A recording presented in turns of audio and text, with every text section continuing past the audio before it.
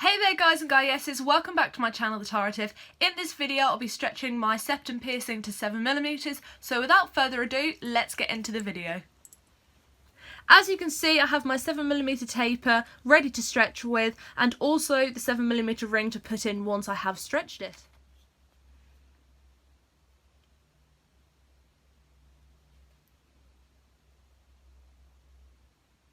I use plenty of KY jelly on the taper. I just find the more KY jelly that I use, the easier it is to stretch my septum.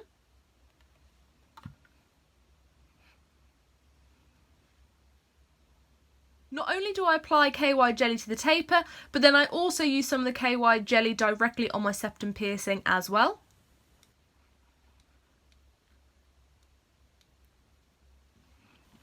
And once I've applied the lubrication where necessary, I then begin stretching.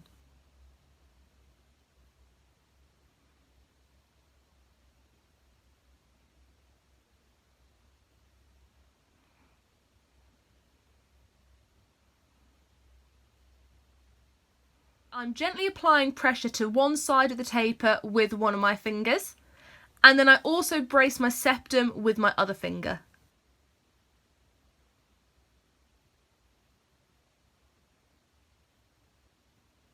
As you can see, I do readjust the taper. That's just so I can get a better grip on it and hold my septum a little bit more easily.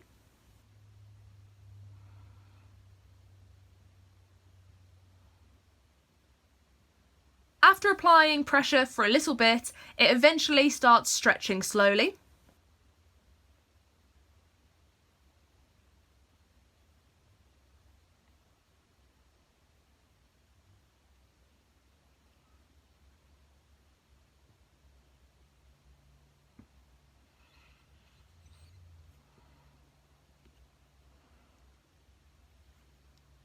It definitely did make my eyes water, it was a bit sensitive, and so I'm just going to wait a few moments for the sensitivity to decrease, and also just wait for my septum to get used to that slightly larger size.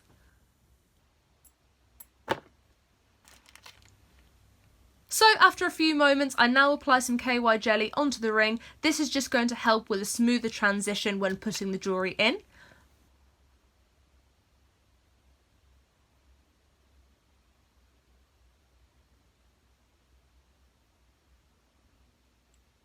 It takes me a few seconds to align the end of the new jewellery with the end of the taper, and then I just push the taper the rest of the way through with the end of the jewellery, and once the taper's through, the ring has gone through at the same time.